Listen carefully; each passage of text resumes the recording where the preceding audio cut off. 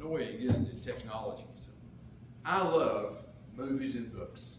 Sometimes I'll pick up a book because it's technical and there's things I want to learn from it. And then after a while, I'm just tired. And I want to read something that tells me a story. And I'm really simple-minded about this because I pick up a book because I only want to know two things. Okay?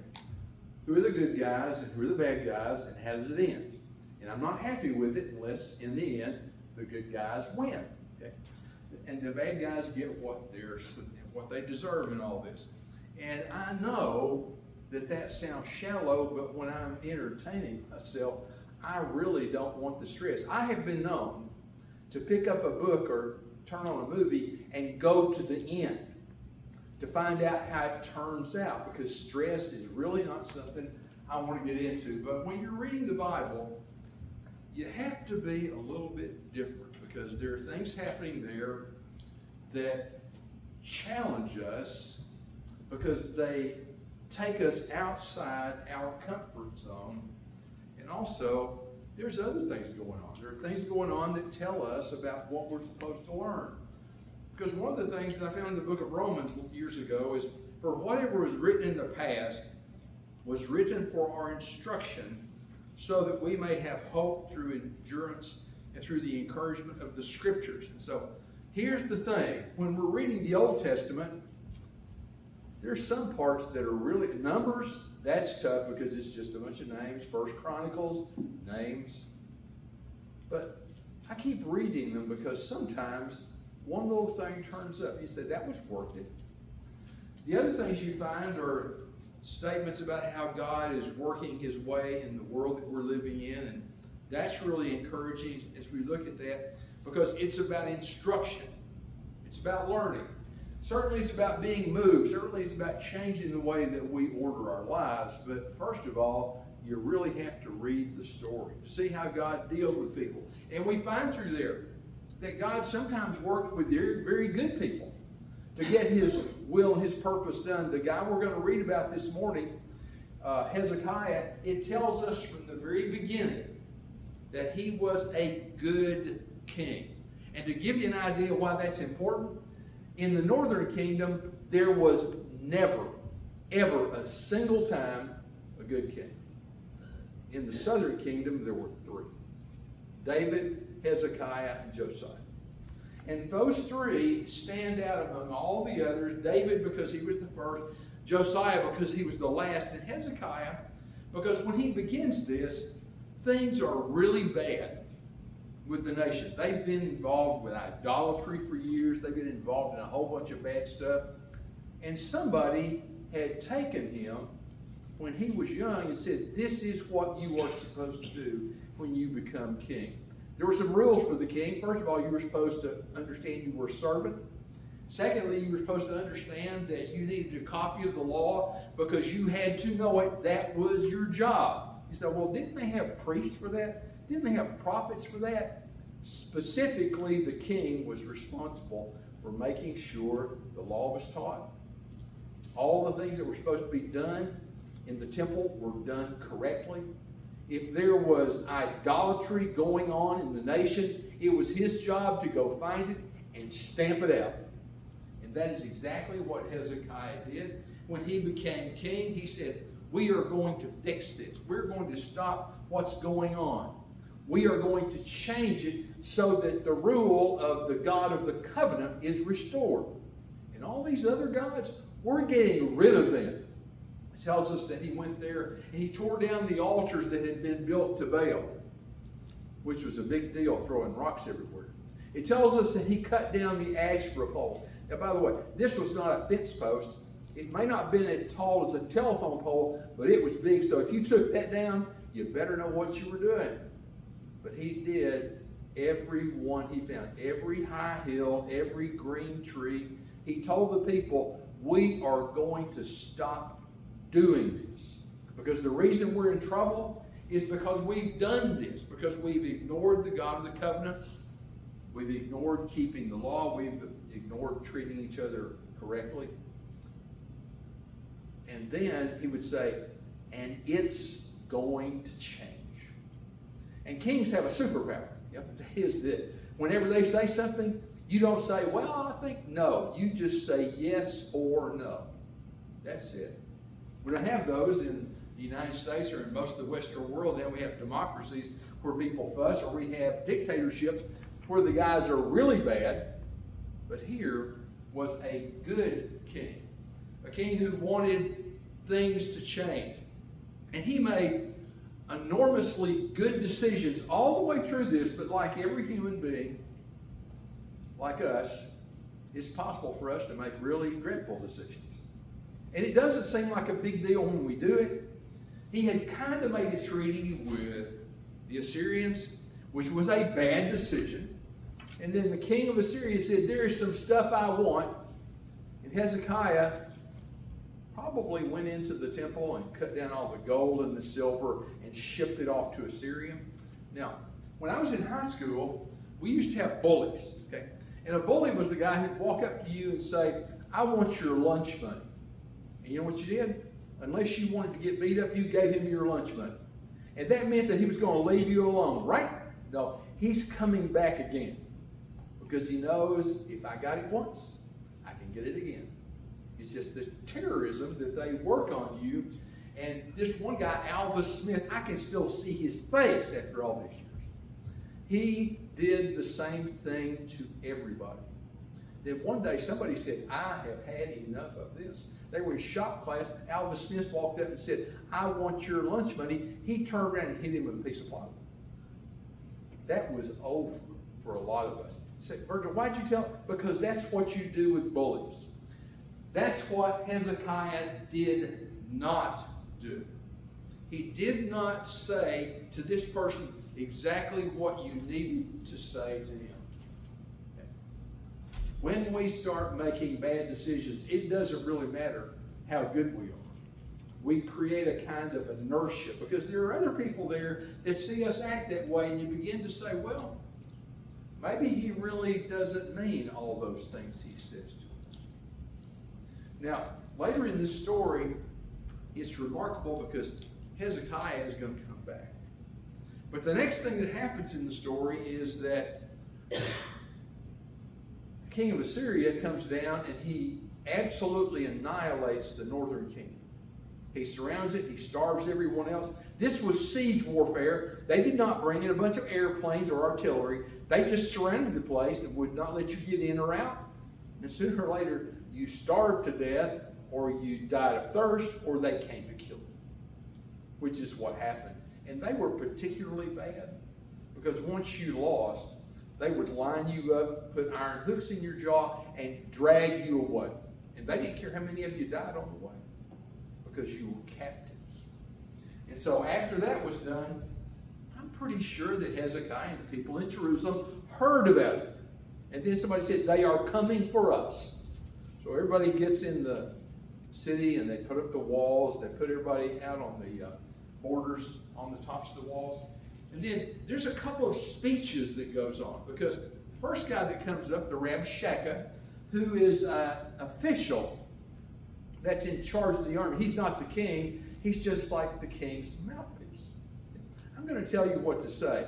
Right decisions, wrong decisions. He said, you have made a bad decision in not giving us what we want. So we have come to get it. We have come down here, and he's really insulting because he comes and says, now, you know you're going to lose, so you might as well surrender now, because if I gave you 2,000 horses, you could not put people on them. And by the way, you're trusting in Egypt because Hezekiah made a treaty with guess who? Egypt. And Egypt said, we'll come up and help you against the Assyrians. Now, I need to tell you something about the Assyrians. At this moment, they had never even lost a battle against anybody. They just showed up, put everybody to death, dragged them off, and then cheered. So they're there in front of Jerusalem. It doesn't occur to them that they are ever going to lose. He goes on, he says, who are the gods of these other nations that they have stood up against us? Don't listen to Hezekiah, for this is what king of Assyria says. Make peace with me and surrender to me. Then each of you may eat from his own vine in his own fig tree, drink water from your own cistern, until I come and drag you away. So think about this for just a moment. I want you to surrender to me. I'm going to take everything you have. I'm going to abuse you, and then when it's over, I'm going to drag you away. Does that sound like a deal you would take from somebody? Sound like something you would do, but there are people in the city, you know how people are. There were probably people in the city that said, if we get to live, maybe that's not a bad idea. But Hezekiah, in that moment, almost says, no, something else is going on here. He orders everybody in the city to be quiet. He doesn't plan to go out and go to war because he can't. But in that moment, he stops. And whether he realizes it or not, he has done the one thing he could that will actually turn the tide of what's happening. Because you're in the city.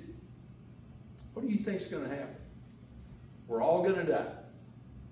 That's the way these things usually go. We've made bad decisions. Now we're coming back to that.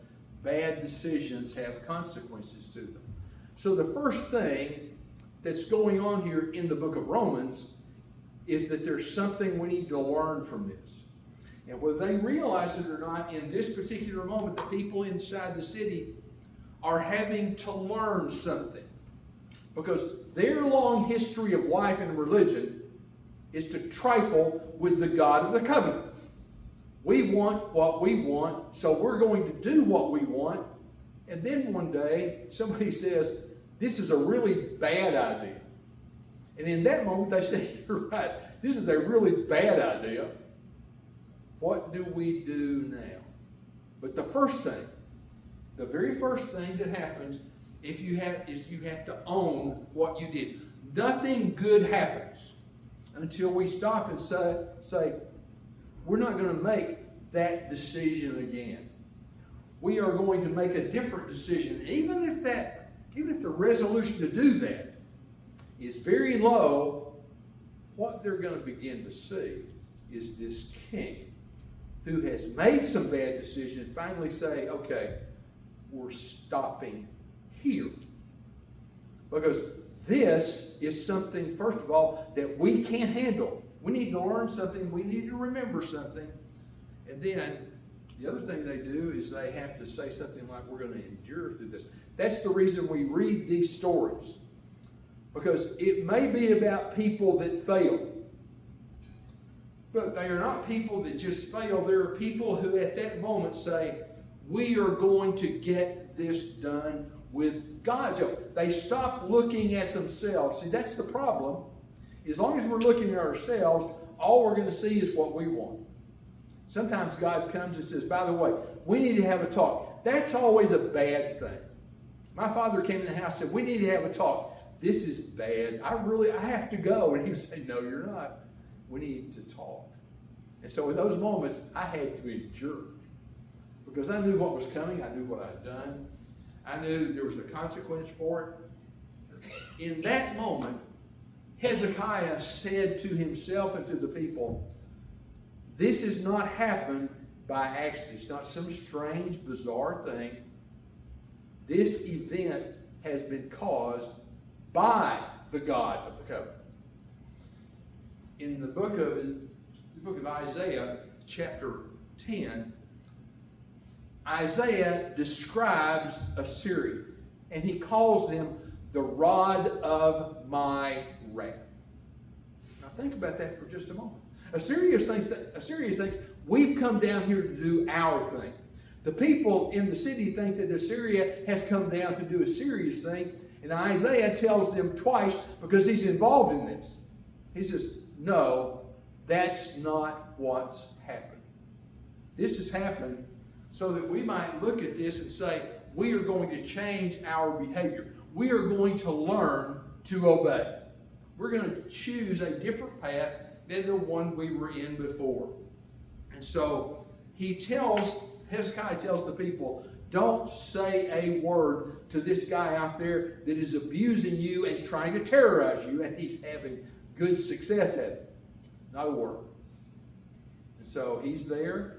He says all he has to say. And then something happens. They find out that Egypt is coming to keep their treaty with the people inside the city. And he says, okay, I have something to take care of. He leaves. They beat the Egyptians to death. And they come back. And you're thinking, oh, you thought you were going to get out, right? You thought this was going to end differently? One of the things in this story that I think we need to understand, and this is hard. Remember I told you I like movies and books where there are good guys and bad guys? There are no good guys in this story. Because the people in the city are not good guys. They have been disobedient. And the reason the Assyrians are there is because they have been bad guys. Because they have done exactly what they wanted to do. And now they're saying, why is this happening to us? Well, it's happening to us because this is what we did. And maybe in that moment, they start talking to each other. They remember, yeah, I was an idolater. I did not take care of the people around me. I did disrespect my mom and my dad. I wasn't paying attention to what the priest said. I really decided it's pretty good to lie, cheat, and steal, to abuse people. I did what I wanted to do. I really thought I'd get away with it. But now I'm looking out there and I see I'm not. But when you look out there, you know what you're seeing? You're seeing worse guys. Because as bad as we are, in fact, Habakkuk brings this up, and he said, I know we're bad. I know we've been really, but those guys are really worse than we are. And God's response to that is, well, I need y'all to learn something. And what happens is that we can change our behavior. We can decide to do things differently, but normally we don't do that unless our level of pain gets high enough. And God said, it's time for the pain. Not because he's angry or having a bad day or conniption fit, but because he loves them too much to let them go. We've done that with our children. They're making really dreadful decisions, and we don't walk up and say, this is all going to turn out well, and light said, this is going to be bad. You need to change. There's the bad guys and the worst guys. And remember, Hezekiah comes back, because in the middle of all that, he knows that he has sinned, that he's made bad decisions. And he knows that this will not turn out well unless he makes better decisions, and he does something really remarkable. When the Assyrians leave to go meet the Egyptians, he goes into the temple and he says, Lord, we're here. We need your help in getting all this done. When King Hezekiah heard their report, he tore his clothes, covered himself with sackcloth, and went into the Lord's temple. He sent Eliakim, who was in charge of the palace, Shebna, the court secretary, and the leading priests, who were covered in sackcloth, to the prophet Isaiah of Amos. Maybe when we're in trouble, we should actually go find the prophet who can tell us what to do. The level of pain got high enough. I need to know what. Now, I think he knew what to do. I think he just needed to hear from Isaiah about exactly what was going on, to know it was not an accident, to understand what God was doing in all this. And so Isaiah told him, this is what you need to do. Well, about that time, the Assyrians come back and the Rabshakeh gets out there. And, this time, he doesn't call them names. He doesn't tell them what cowards they are. He doesn't tell them how bad it's going to be. You know what he does for the next 5 or 6 verses? He reviles and insults the living God. What he says is, we have destroyed all the nations of the world. We have conquered all the gods of the world. And since you have destroyed all the Asherah poles and the altars and all the places, and you threw away your God. And by the way, we're here to destroy him. Because there is no way in the world that your God can stand up to us, because he let you lose. Do you get the idea that this guy and this people are arrogant beyond words? Because they don't know. One of the first things you do when you're going to war with somebody is you find out who they are. What can they do? What are the things that are going on? What can they bring against me? And when you've done that, then it's time to go to war, or it's time to leave because you don't think you can do this. But it's your arrogance that takes you there. It's your bad decision to not know who is there and who you're actually at war with that winds you up in a place that will really be bad. Then Hezekiah does the second thing that brings him back to who he was. He goes back into the temple again. And he doesn't say to God, they've called us names, they've told us they're going to kill us. It's really bad what they're going to do to us. That is not his mission the second time. He comes back the second time and says, they have reviled you. They've called you names. They have brought their arrogance to the very door of your place on earth. And we cannot save us. We cannot save you. So God says, that's the right answer. I want you to stand still and see what I'm going to do. Because the last thing that happens there, that night, the angel of the Lord went out and struck down 185,000 in the camp of the Assyrians. Did you get that? Not a single human hand was raised. Everybody was in the city still terrified. But Hezekiah had it figured out. The only person that can save us is him. And so finally, in the face of all the decisions he had made that were bad, he comes back out with this decision. We are bad guys because we've been so obedient. They are worse guys because at least we know that we need not trifle with the God of our covenant. We're going to ask him to come. And one of the things about this God is that he is certainly going to come and let us know that we have messed up. He is certainly going to come and do things for us that we need so that we will stop doing that. And he's going to take the other people that are oppressing us and him, and it is going to end badly for them. Remember I told you, up until this point, Assyria had never lost a battle. They'd had people die. But when he was done, the other people were defeated and subjugated and dragged off. 185,000 people. Not 185,000 men, women, and children, 185,000 warriors that were there that had never lost before. And I don't know exactly how big the army was, but I'm thinking that had to be a big bunch of them. And overnight, without seeing a single thing, they were gone. The next day, the king of Assyria got up what was left and he went home. The people in the city looked out and they saw what happened. And they knew that it wasn't an accident, it wasn't a disease, it wasn't some strange thing. A comet did not hit the earth. It was the hand of the living God. Not just any God at all, because you see, there were any number of gods that were all over the land. There were 500 or 600 different Baals and Asherah. There were gods everywhere on every high hill and under every green tree. The difference was they didn't do anything. There's a great story in the book of Judges about how they had this, they lost a battle, the Israelites did, and the Philistines come and they took the Ark of the Covenant back to the temple of Dagon.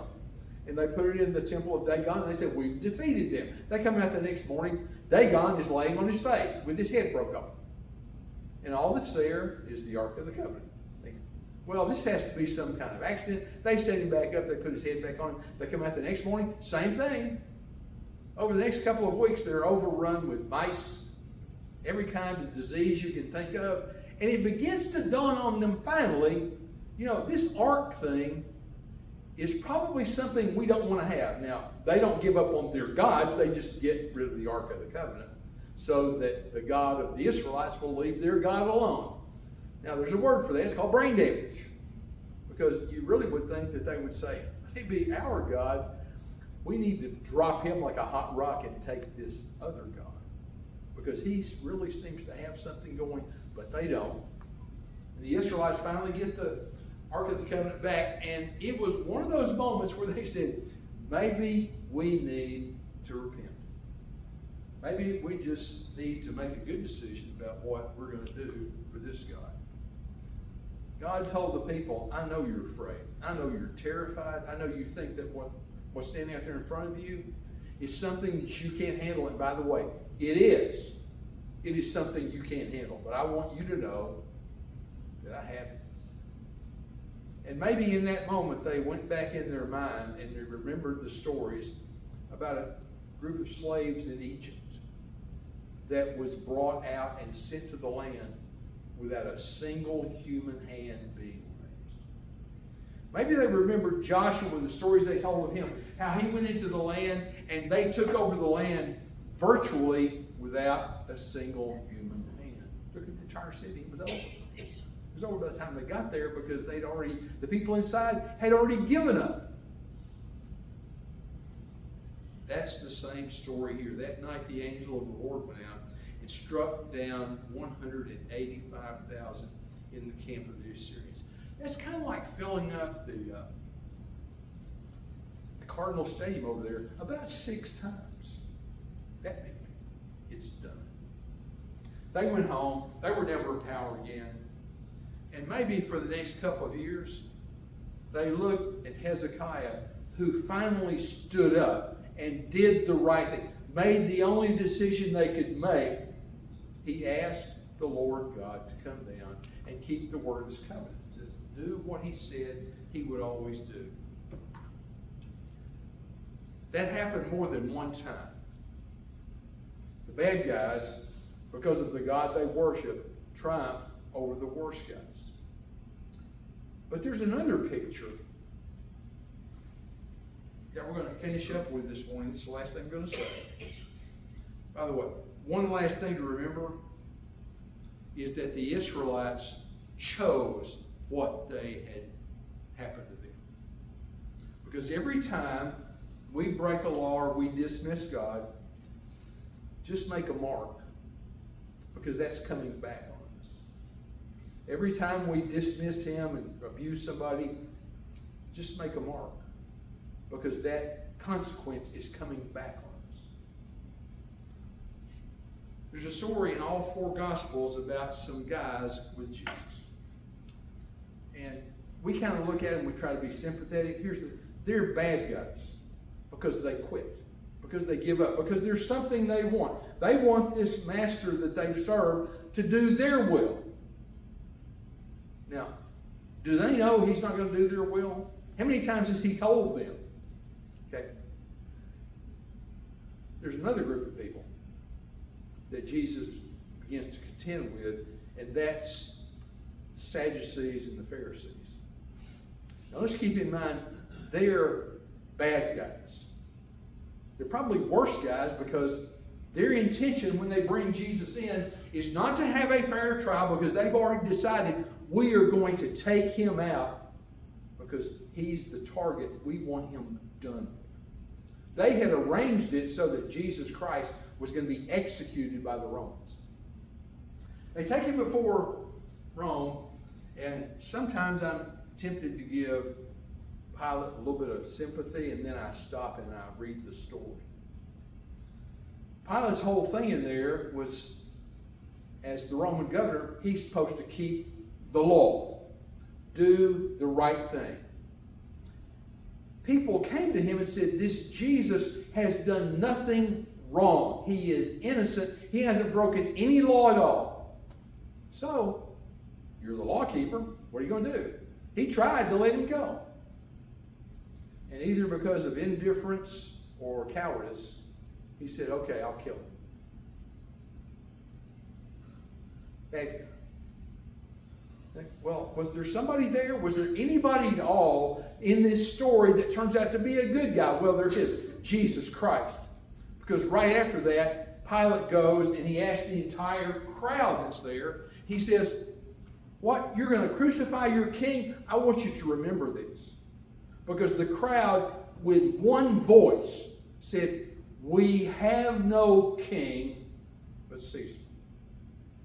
Now, that was a bad choice because under the law, they had one king. And that was God, the God of the covenant. So their statement there was not just a bad political choice. It was a rejection and a heresy of everything they had ever believed. Bad guys, worst guys. One good guy. And he knows exactly why he's there. He's there to save all these people that just cursed God to his face. And we're thinking sometimes, Virgil, that sounds like a little bit like you're going over the top. No, I'm just speaking the truth as it is here. Because that's the world we still live in. I like stories. I really do. Where there are good guys and bad guys. And where in the end, good guys win, bad guys lose. You know and I know that's not the world we live in. We need somebody for us. Like the Lord of the Covenant in 2 Kings 18 and 19 that actually takes care of us when we call on him, not because we're good, but because we're his. Because we're his. What makes the church different from the world is simply not our being good, but our being his. Whenever our kids are in trouble, we go and we find ways to help them. Because they've been good? No. Because they're ours. Because we raised them, because we taught them, because we have an investment in the safety of their lives. So we just go. Say, yeah, but they don't deserve it. We just go. Yeah, but we just go. Whatever your excuse is, spare me the illogic. They're mine. God, in this text and others, said, okay, Rabshakeh, Sennacherib, you need to understand something. They may have been bad, but they're mine. You are down here because you're thinking you're doing your will. You're down here because you're doing my will. You're disciplining my people so that they will come back to me. And that's the choice we face every single day. To come before this one God and say, I want you to do whatever it takes to get my attention. Sometimes getting our attention is hard because we really don't want to give it. And something happens and we realize, oh, we need to change this. We need to make a different set of decisions so that God comes. Of course, he's always here. So that again, he lets us know how much he loves it. Sometimes he does it by coming to us and saying, I'm not going to let this get worse. I'm going to stop it where it is. Sometimes he comes to us and says, I want you to know, whatever you see happening, that's not what's happening. If you see the world in disorder, it's not disorder. There's something else going on that we really need to pay attention to. And when we do that, we begin to see things as they really are. It changes who we are. It changes how we approach things.